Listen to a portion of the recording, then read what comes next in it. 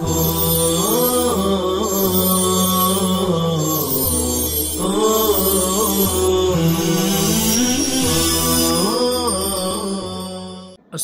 अलैकुम वरहमतुल्लाहि वबरकातुहू। प्रिय श्रोते हो, शुक्रवारी दिलेल्या अरबी खुतब्याचे प्रिय मराठी भाषेत सारांश आपल्या सेवेत आहे। प्रिय श्रोते हो, निसंशय मानवाचे पहिले कर्तव्य आणि मूलभूत जबाबदारी म्हणजे तौहीद, एकेश्वरवादाचे ज्ञान प्राप्त करून त्यावर श्रद्धा ठेवणे होय।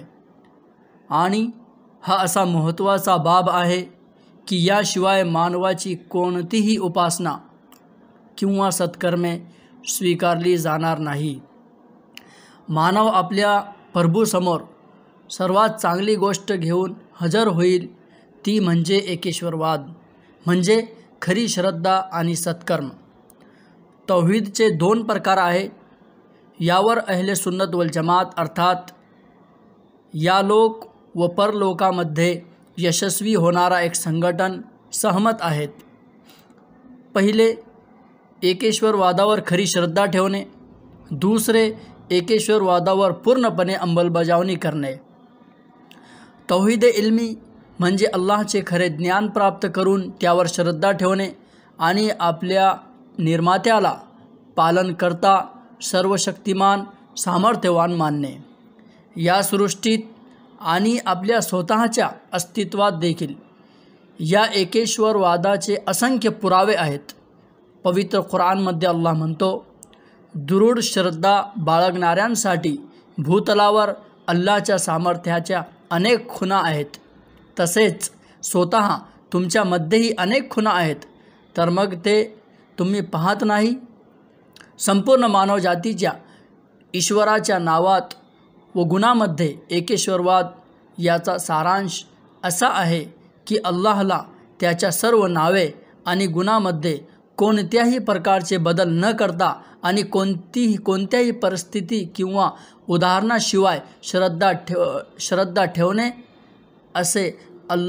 जसे अल्लाहने स्वतःसाठी सिद्ध केलेले आहे आणि पैगंबर सल्लल्लाहु अलैहि वसल्लम यांनी त्यांच्याकडे मार्गदर्शन केलेले आहे। एकेश्वरवादाचा दुसरा प्रकार म्हणजे अंमलात उपासनेत एकेश्वरवाद अर्थात फक्त एक ईश्वराची उपासना करावी। आणि एकेश्वरवादाचा स्तंभ तो महान व पवित्र वाक्य आहे ज्या आधारे पृथ्वी आणि आकाश कायम आहे।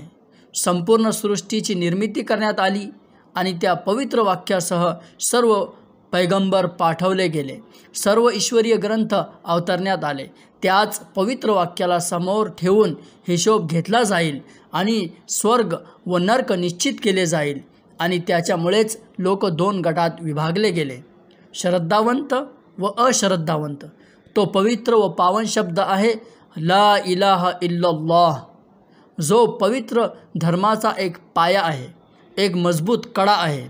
अहले सुन्नत वल जमात म्हणजेच या लोक व परलोकमध्ये यशस्वी होणारा एक संघटन या जमातीच्या विद्वानांनी शर्यतीच्या ग्रंथानुसार ला इलाहा इल्लल्लाह या पवित्र वाक्याबाबत खालीप्रमाणे 7 अटी नमूद केल्या आहेत। पहिली अट, असा ज्ञान जो अज्ञानाच्या विरुद्ध असावा। येथे ज्ञानाचा अर्थ असा आहे की अल्लाहशिवाय कोणीही उपासने योग्य नाही। दुसरी अट, संशयमुक्त श्रद्धा ठेवणे। तिसरी अट, सर्व सत्कर्मे इतर कोणासाठी नव्हे तर फक्त अल्लाहसाठीच करावी। चौथी अट, असे सत्य जे असत्याचे विरोधक असावे। पाचवी अट, अशी स्वीकृती जी नकाराच्या विरुद्ध असावी। सहावी अट, असे आज्ञापालन ज्यामध्ये विद्रोह नसावा। सातवी अट, असा प्रेम ज्यामध्ये द्वेष नसावा। जेव्हा एखाद्या व्यक्तीमध्ये या सर्व अटी आणि नियम एकत्रित होतात तेव्हा त्याचे अंतःकरण शुद्ध व शाश्वत होऊन त्याचे संपर्क अल्लाहशी होते।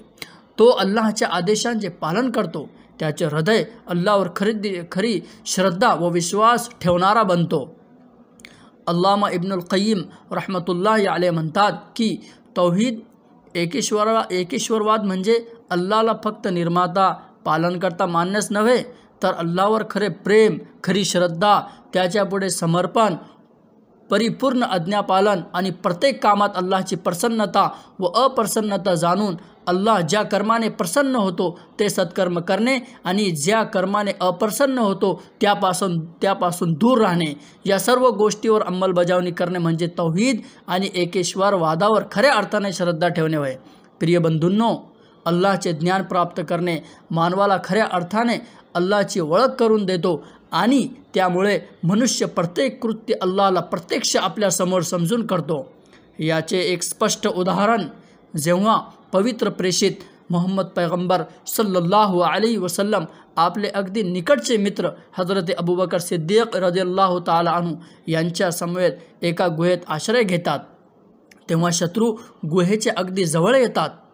तेव्हा हजरत अबूबकर सिद्दीक रदियल्लाहु ताला अन्हु म्हणतात, हे अल्लाहचे प्रेषित, जर शत्रूतील एखाद्या व्यक्तीने आमच्या पायाकडे बघितले तर आपण दिसून येऊ. त्यावेळी पैगंबर मोहम्मद सल्लल्लाहु अलैहि वसल्लम मोठ्या समाधानाने व विश्वासाने म्हणाले, अबूबकर, अशा 2 लोकांबद्दल तुझे काय मत आहे ज्यांच्यात तिसरा अल्लाह आहे? त्याच प्रकारे प्रेषित मूसा अलैहिस्सलाम आणि बनी इस्रायलची ती परिस्थिती लक्षात घ्या, जेव्हा प्रेषित मूसा अलैहिस्सलाम यांचे अनुयायी म्हणत होते, हे मूसा, फिरौन आपल्या मागे आहे आणि समुद्र पुढे आहे, आता आमचे काय होणार? आम्ही तर पकडले जाऊ.